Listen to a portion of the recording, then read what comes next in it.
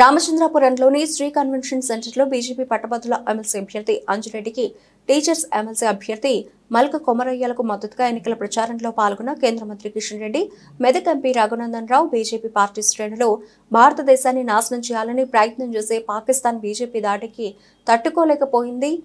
తెలంగాణలో బీజేపీ పటిష్టంగా మారుతోంది. పట్టభద్రుల ఎమ్మెల్సీ అభ్యర్థి టీచర్స్ ఎమ్మెల్సీ అభ్యర్థిని గెలిపించాలని కోరారు. भारत माता की जय। भारतीय जनता पार्टी भारतीय जनता पार्टी जिंदाबाद। जय श्री राम जय श्री राम जय श्री राम जय श्री राम जय श्री राम वंदे मातरम जय श्री राम जय श्री राम जय श्री राम जय श्री राम। भारत माता की जय माता की जय। भारत माता की जय। जय श्री राम जय श्री राम। भारतीय जनता पार्टी जिंदाबाद। बीजेपी जिंदाबाद। बीजेपी किशन रेड्डी गारी नायकत्వం రఘునందన్ గారి నాయకత్వం।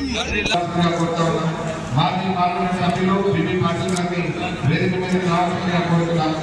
పట్టభద్రుల ఎమ్మెల్సీ అభ్యర్థి అంజురెడ్డి గారిని వేదిక మీద రావాల్సిందిగా కోరుతున్నాం. పార్లమెంట్ సభ్యులు రఘునందన్ రావు గారిని కూడా చెప్పారు. ఉపాధ్యాయ ఎమ్మెల్సీ అభ్యర్థి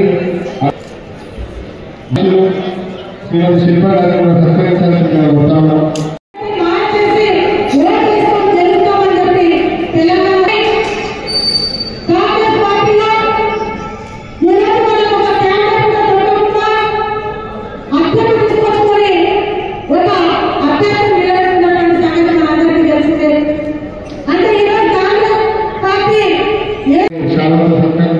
కోరుతాము.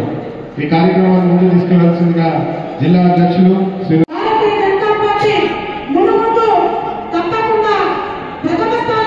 రేపు స్థానికంగా వచ్చే ఎలక్షన్స్ జడ్పీటీసీ గానీ ఎంపీటీసీ గానీ సర్పంచులు గానీ అన్ని కూడా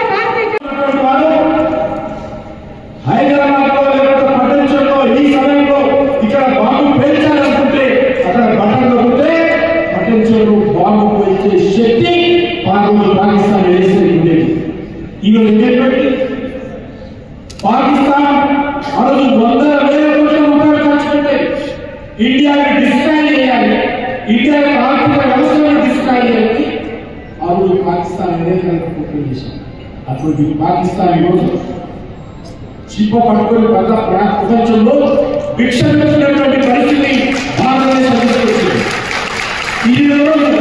ఈరోజు భారతదేశంలో ఉన్నటువంటి నాయకత్వం, భారతదేశంలో ఉన్నటువంటి భారతీయ జనతా పార్టీ యొక్క ప్రభుత్వ పనితీరుకు అర్థం పడుతుంది. గతంలో ఆలాపన మన దేశంలో నరేంద్ర మోడీ గారు ప్రధానమంత్రి అయిన తర్వాత ఏ రకంగా మరి పఠాన్కోట్లు కావచ్చు, ఉగ్రవాద కార్యక్రమాలు చేయడం కోసం ప్రయత్నం చేశారు. నరేంద్ర మోడీ గారు గతంలో జరుగుతుంది మనం చూసాం. ఇదే మిడిల్ పార్టీలో కాంగ్రెస్ అధికారులు మౌనం చేయడం జరిగితే అందుకు ఏం చేసేవాళ్ళు? 2 నిమిషాలు మౌనం పాటించేవాళ్ళు, చిన్న ఊరేగించేవాళ్ళు. అలాంటి పార్టీలు మాలాంటి పార్టీలు మన యూపీకి వెళ్తే పాకిస్తాన్ జెండా తగలబెట్టిన 2 రోజులు మర్చిపోతారు. చనిపోయేవాళ్ళు 100 మంది సైనికులు, సివిలియన్స్ పాకిస్తాన్ ఉగ్రవాద కార్యక్రమంలో చనిపోయారు. నరేంద్ర మోడీ వచ్చిన తర్వాత పాకిస్తాన్ వేసాయి భారతదేశంలో రాకుండా కొడుకులు వచ్చి ప్రయత్నం చేస్తుంది. కేసీఆర్ తర్వాత కేటీఆర్ తర్వాత వస్తారు. కాంగ్రెస్ పార్టీకి నాయకత్వం సోనియా గాంధీ, రాహుల్ గాంధీ, తర్వాత ప్రియాంక గాంధీ, ఇంకో 3 ఎంపీలు ఉన్నారు. దేశంలో అన్ని ప్రాంతీయ పార్టీలు చూడండి. అడ్వాన్స్ బుకింగ్ కొడుకులకు పేరు మీద, బిడ్డల పేరు మీదనో, చిన్న కొడుకుల పేరు మీద, పెద్ద కొడుకుల పేరు మీద, ఇంకో భార్య పేరు మీద, ఇంకో కొడుకు పేరు మీద అడ్వాన్స్ బుకింగ్ చేసుకుంటారు రాజకీయ పార్టీల సారథ్యం. ఈరోజు భారతీయ జనతా పార్టీకి జగత్ ప్రకాష్ నడ్డా గారు ఈ భూ ప్రపంచంలో నరేంద్ర మోడీ నడ్డా గారి తర్వాత, జగత్ ప్రకాష్ నడ్డా గారి తర్వాత బీజేపీకి ఎవరు దేశం ఎవ్వరూ చెప్పలేదు. ఎవరు చెప్పరు. ఎవరైనా కావచ్చు. ఒక ఛాయ అమ్ముకున్నటువంటి సాధారణ కుటుంబం నుంచి వచ్చినటువంటి ఒక వ్యక్తి ఈ దేశానికి ప్రధానమంత్రి చేసినటువంటి దాంట్లో భారతీయ జనతా పార్టీ. ఒక వనవాస ప్రాంతంలో ఒక ట్రైబల్ ఏరియాలో ఉన్నటువంటి ఒక మహిళ ఈ దేశానికి రాష్ట్రపతి చేసినటువంటి గిరిజన బిడ్డలు రాష్ట్రపతి చేసినటువంటి దాంట్లో భారతీయ జనతా పార్టీ. జిల్లా భారతీయ జనతా పార్టీ అధ్యక్షులు కార్యక్రమానికి ముఖ్య అతిథిగా విచ్చేసినటువంటి పెద్దలు కేంద్ర కేబినెట్ మంత్రివర్యులు రాష్ట్ర బీజేపీ అధ్యక్షులు గౌరవనీయులు గంగాపురం ఫిబ్రవరి 27వ తారీఖున జరగనున్నటువంటి ఎన్నికల్లో మెదక్ అంజిరెడ్డి గారు, అదేవిధంగా ఇదే 4 ఉమ్మడి జిల్లాలకు సంబంధించి అదే ఫిబ్రవరి 27వ తారీఖున జరగనున్నటువంటి టీచర్స్ ఎమ్మెల్సీ అభ్యర్థి గౌరవనీయులు మల్క కొమరయ్య గారు, వేదిక మీద ఉన్నటువంటి నిరుద్యోగ సమస్య కానీ చాలా స్పష్టంగా మీ మొదటి ప్రాధాన్యత ఓటుని ఫిబ్రవరి 27వ తారీఖున వేసి గెలిపిస్తే ఖచ్చితంగా మీ తరఫున శాసన మండలిలో భారతీయ జనతా పార్టీ శాసన మండలి సభ్యులుగా ఖచ్చితంగా మీ పక్షాన నిలబడి పోరాడతామని హామీ ఇచ్చింది. కాబట్టి దయచేసి మీరందరూ కూడా ఫిబ్రవరి 27వ తారీఖున మీ మొదటి ప్రాధాన్యత ఓటుని బ్యాలెట్ పేపర్లో వాళ్ళ పేరుకి ఎదురుగా చిన్నప్పుడు మనం స్కూల్లో చదువుకున్న 1వ నెంబర్ వేసి వాళ్ళని ఆశీర్వదించాల్సిందిగా విజ్ఞప్తి చేస్తాను. నేను ప్రత్యేకంగా 1 అని ఇట్లెందుకు చూపిస్తున్నా అంటే రోమన్ లెటర్ వేస్తే ఇట్ ఈస్ ఇన్వాలిడ్, ONE 1 అని రాస్తే ఇట్ ఈస్ ఇన్వాలిడ్, మీరు ఇంకేం రాసినా అది ఇన్వాలిడ్ అవుతుంది. అందుకని దయచేసి 1 చిన్నప్పుడు మనం స్కూళ్ళలో ఫస్ట్ 1 అని రాసి గీత పెట్టండి, అంతే గీత పెట్టండి. సో గ్రాడ్యుయేట్ ఎమ్మెల్సీ ఓట్లలో మీరు ఏం చిన్న పొరపాటు చేసినా ఆ ఓటు ఇన్వాలిడ్ అవుతుంది. కాబట్టి గ్రాడ్యుయేట్ మిత్రులందరూ కూడా నేను చేసేటువంటి అప్పీల్ సీరియల్ నెంబర్ 1 పక్క ఊర్లలో మనం చదువుకున్నప్పుడు చిన్నప్పుడు పల్లెటూరు ఏం రాసినాం 1 అదే 1 ఇట్లా గీత గీసేస్తే that is more than sufficient. దానికి ఇట్ల తోకలు రోమన్ అంకెలు ONE 1లు ట్రిక్ కొట్టడాలు ఇట్లాంటి ఏం చేయొద్దని దయచేసి మీకు అందరికీ కూడా అప్పీల్ చేస్తాను. నేను ఇంతకుముందు 1 వేయలేదు కాదు, నేను అడగడం మా బాధ్యత, మళ్ళీ ఒకసారి విజ్ఞప్తి చేసుకోవడం మా బాధ్యత. కాబట్టి మీకు అందరికీ మీ బాధ్యతని గుర్తు చేస్తాను. వెంకటేష్ గారికి మరియు పత్రికా మిత్రులందరికీ పేరు పేరున మరియు ఈ కుటుంబ సభ్యులకు మరియు ఓటర్ మహాశయులందరికీ పేరు పేరున ధన్యవాదాలు తెలియజేస్తా ఉన్నాను.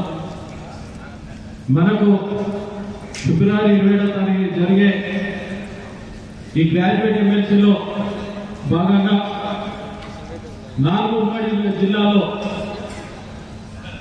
మెదక్ మనమే గెలుచుకున్నాం, ఆదిలాబాద్ మనమే గెలుచుకున్నాం, కరీంనగర్ మనమే గెలుచుకున్నాం మరియు నిజామాబాద్ మనమే గెలుచుకున్నాం.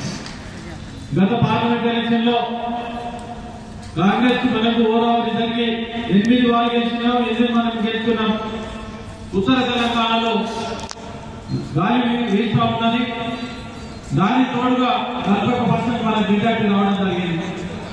ఎవరి వల్ల అంటే మేధావులు ఎవరైతే ఉన్నారో మేధావులు ఆలోచించుకొని ఢిల్లీలో మన నరేంద్ర మోడీ గారి ప్రభుత్వం ఉంటే దేశం మొత్తం మన సైడ్ చూస్తూ అనేక తక్కువ చూస్తూ ఉన్నారు. ప్రపంచ దేశాల్లో 5వ ఆర్థిక దేశం ఉన్నదంటే మోదీ గారి ఘనతనే.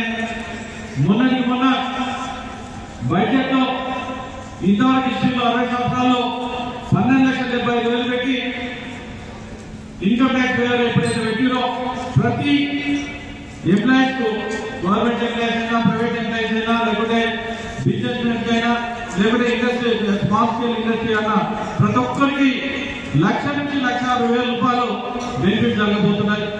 దీని మూలానే మొన్న దెబ్బ కొట్టే ఢిల్లీలో కైవసం చేసుకోవడం జరిగింది. అంతకుముందు మహారాష్ట్రలో కూడా కైవసం చేసుకోవడం జరిగింది.